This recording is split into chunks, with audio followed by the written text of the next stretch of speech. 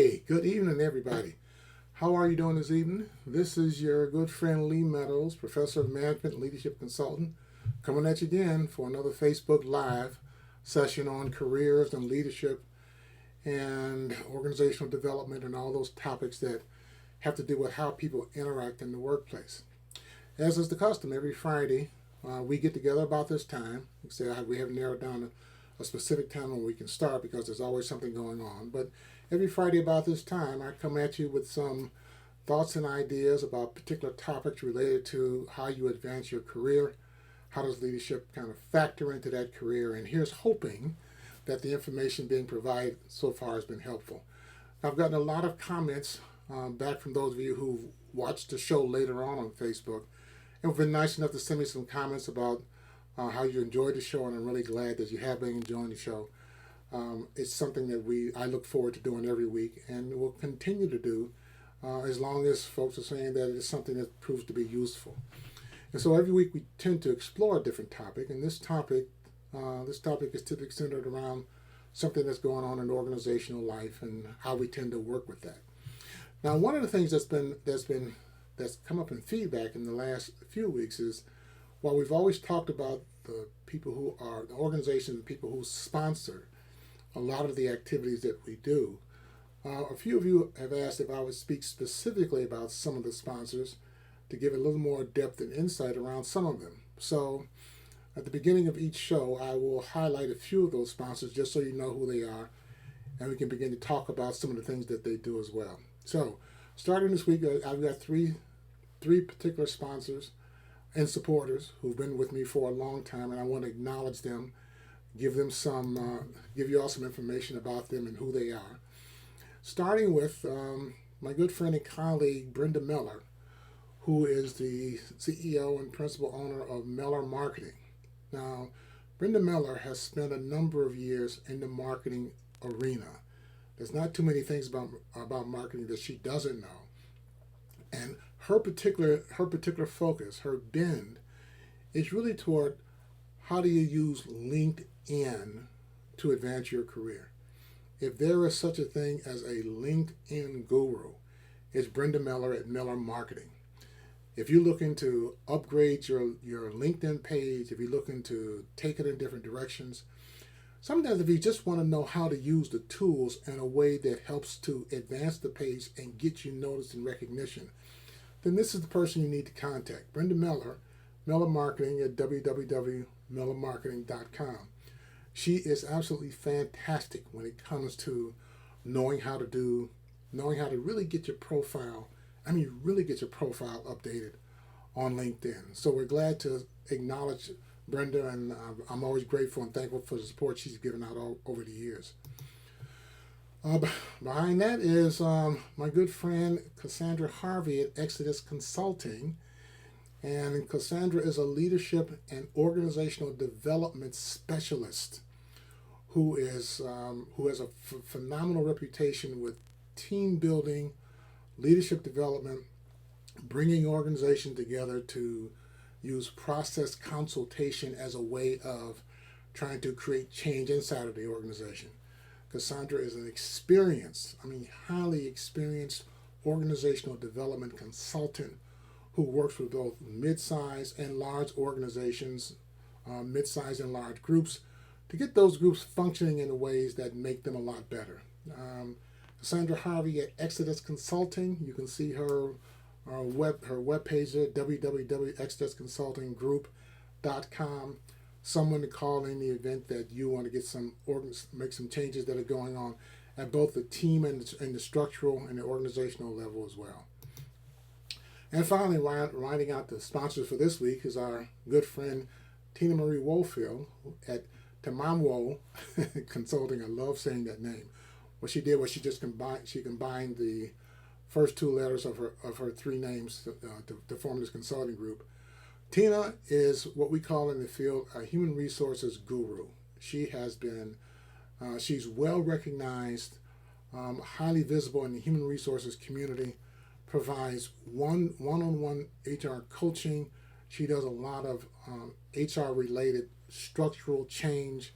She's phenomenal in terms of a highly sought after speaker at different HR conferences, and she just generally does good work. And so you can see her website there, www.timabwo.com. Someone to call, not just for HR, but if anybody has insights about how to effectively use HR as a change agent in an organization, Tina clearly is the one.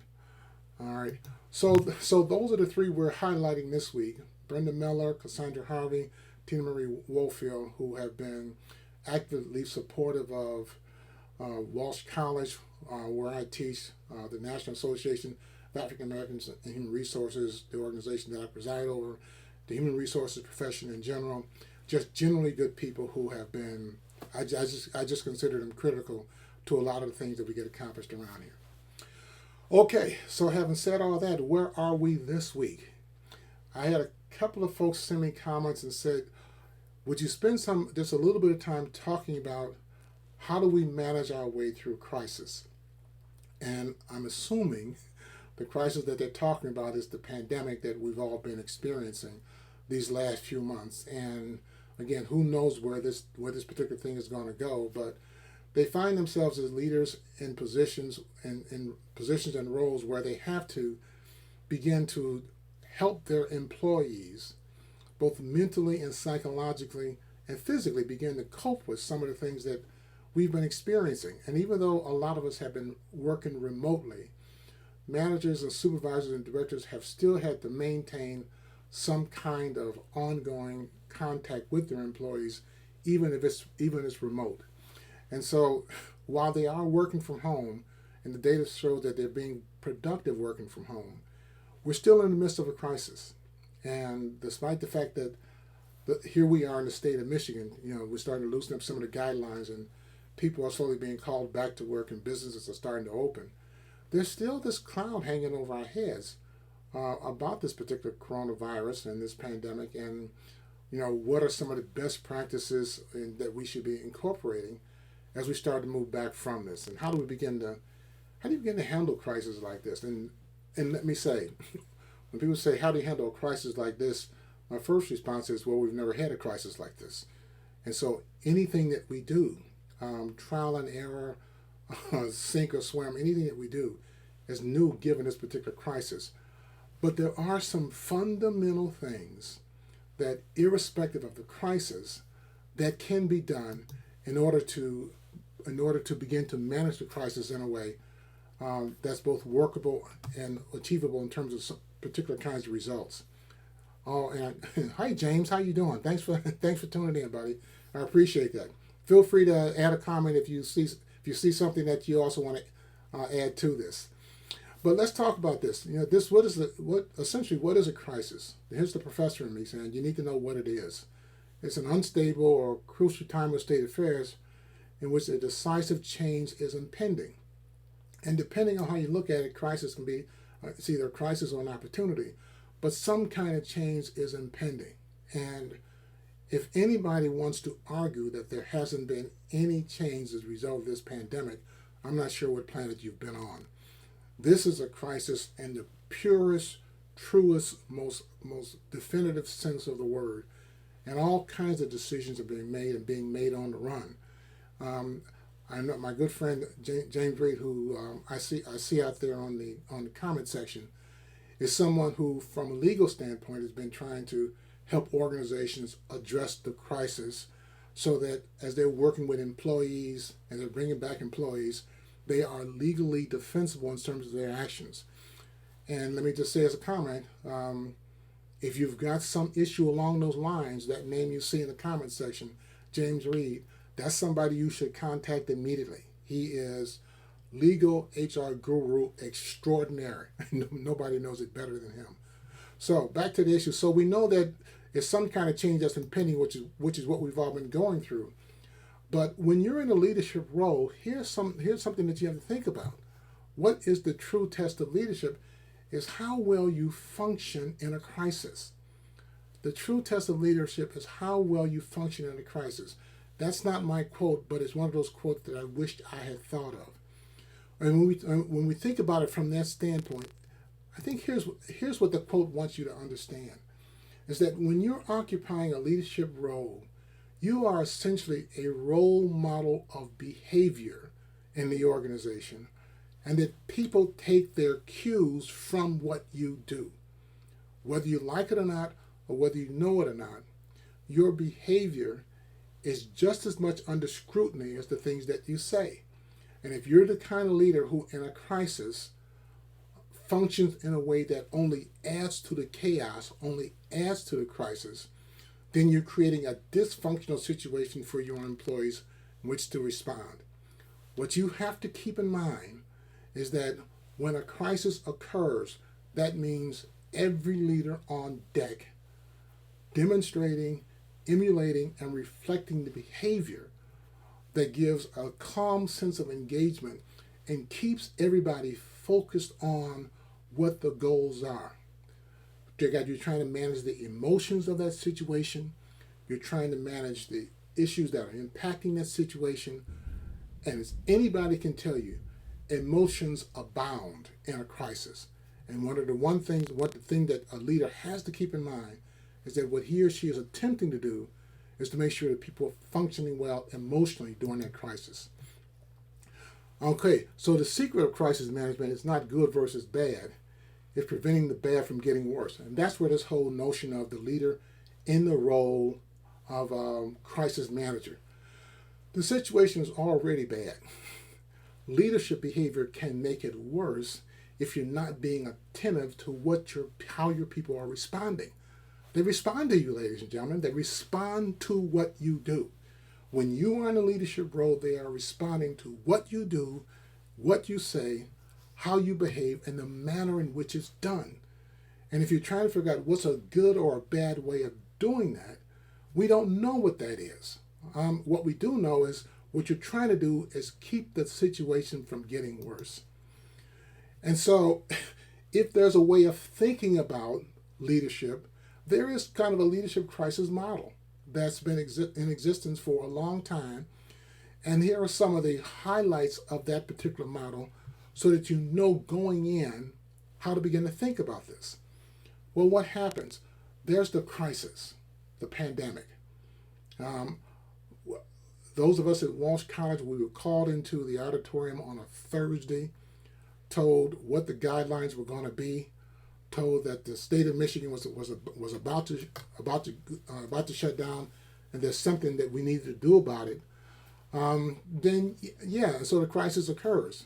I see from Lucinda Johnson, she says, as a leader, your staff is looking to you to ease their fears in a crisis, and nothing could be further from nothing could be as strong in the truth of what you just said, Lucinda. You are in that role. Your staff looks to you to help manage, and I like her word, the fears of being in that crisis. Because if you look at number 2, it's the reaction. And what are people reacting to? They're reacting out of fear. All right, this has happened. What does it mean? So even though we were sent home that Thursday, driving from the campus in Troy to home, the one thing I can only think about is, what does all of this mean? And what does all this mean? And we don't know what that meant. It meant that we were going home and we were being told to stay in. Well, that's an emotional reaction. That's a strong emotional reaction. And before we knew it, the following Monday, we were all on Zoom meetings. We didn't know what that means, but that was a reaction to people working remote and us learning how to do with that. And the third step is some kind of control. Well, yeah, Zoom meetings became a form of control, because what we have to remember is that when this happened, or when any crisis happens, but this one in particular, we weren't told to go home and be on vacation.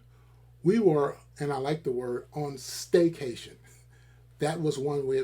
That was a control around that. And the number 4 item, some of the actions that followed were learning how to measure productivity when people were working remotely, how to manage behavior when people were working remotely, which took us to the 5 step of monitoring those actions and those behaviors. Because what we were looking for during this time is, you're looking for a way to begin to stabilize the behavior and get it into some kind of predictive format.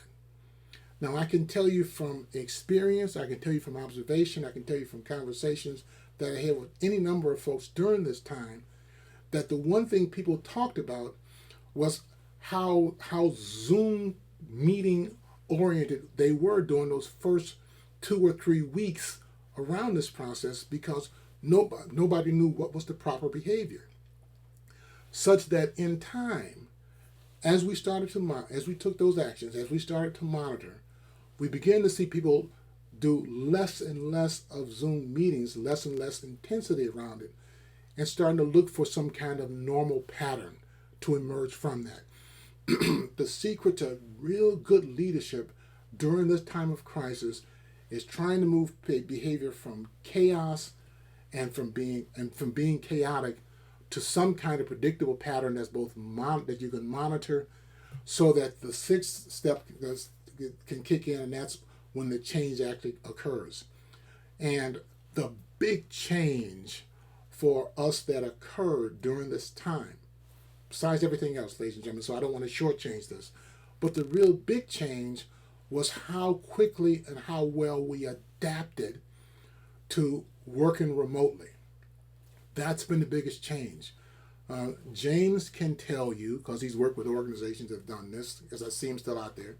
Lucinda can also tell you, from having worked with this, that prior to this whole crisis around COVID, most organizations resisted the notion of working remotely, because the assumption was, and in many ways continues to be, the assumption was that the only productive employee is a visible employee, a physically visible employee. Well, working remote has blown that completely out of the water. And sometime either next week or the week after, I'm going to share some data about how this particular change has really impacted the workplace in ways that most leaders and managers hadn't even begun to realize. And so, what is it that we're doing here, gang? It's not just the crisis itself that we're trying to manage. It's the ambiguity. All right, a crisis in many ways is a true leadership moment, because in the midst of that crisis, there is no clear journey as to how you get through it. So a lot of things are trial and error. And part of the leader's responsibility is to take that particular ambiguity that's affecting both them and their staff, and try to take some of the gray, some of the clarity, some of the concern out of that in such a way that people start to feel a lot more comfortable. It's not the crisis, gang. It's the ambiguity. And where does all this leave us as we try to move through this particular process? Well, the answers still aren't clear. I don't know when we're going to come out of this crisis mode as a leader. What I can tell you is that as long as it's in place, your primary responsibility, and I'm going to make sure I'm quoting Lucinda very, very accurately here, because she captures it. Your responsibility is to manage your staff's fears as they move through this process. So, how much longer will there be in fear? We don't know. All right, we don't know. Things are starting to loosen up. That should take some of the fear out of it. But what if there's a phase 2? What if something else happens that puts us back in that mode again? Well, there's a lot of lessons we've learned, and we'll put those lessons in place. But are we truly out of crisis mode? I'm not completely convinced that we are.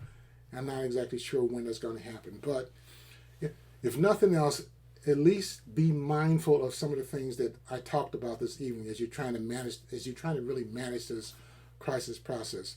Leaders have responsibility. They have a responsibility and accountability for how the organization achieves its goals, and those goals can only be achieved through the people who report directly to them, and the products that they deliver. Part of being an effective leader is helping to manage the emotions of your staff as they move through this particular crisis. So I hope some of that information has been helpful to you.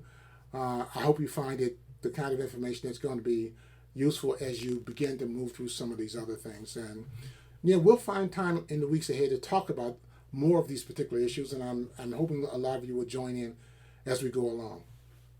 So before I wrap up, let me share some other information for you.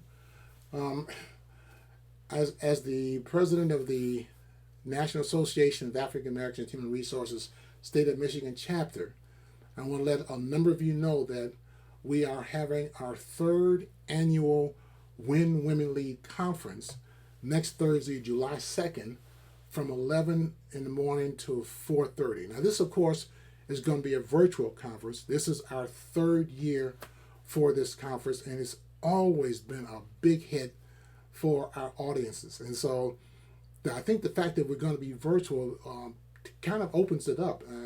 One of our speakers was saying that, well, so we're not just limited to the state of Michigan now, we actually have the globe. And this lineup is consistent with the lineups that we've had in our previous 2 years. So we've got Kamika Garrett, who's going to talk about the power of I am. And then Verita Nix is going to talk about how you navigate your career through a pandemic and beyond that. Felicia Maxwell, who's going to join us, it really talks about how do you stay healthy and well and active in the workplace. Because even though you're working, even though you're in the workplace, you're working from home, there's still some healthy kinds of behaviors that we have to engage in. And she's going to spend some time talking about that. Erica Monet is going to give us some information about how you level up your authentic leadership. And I see Lucinda is also sending a comment. Great conference I've attended the last 2 years. And we're glad that you were there with us too, Lucinda. So you've seen the first two lineups. Send me send something that says you like the first two lineups, because I know you're going to like this next lineup. So I'm hoping to see you be there virtually for this third year as well. And then winding it off, it's going to be our own Sherry Watkins, who's going to talk about how to lead effectively when you're working for a racist or sexist boss. Because as quiet as that kept, and I don't think it's that quiet, that still happens in the workplace. This year, like the previous 2 years, the lineup of presenters is star-studded. When we did our first year, we wondered how we would top that. Our second year lineup topped that.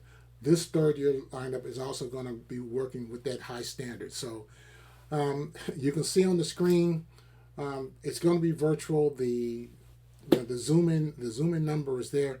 We're going to have a good time today, and so I'm hoping you all will take time out and come and join us for that, because I think that's going to be a lot of fun. I also want to take time to note that not too long after that, on July 15th,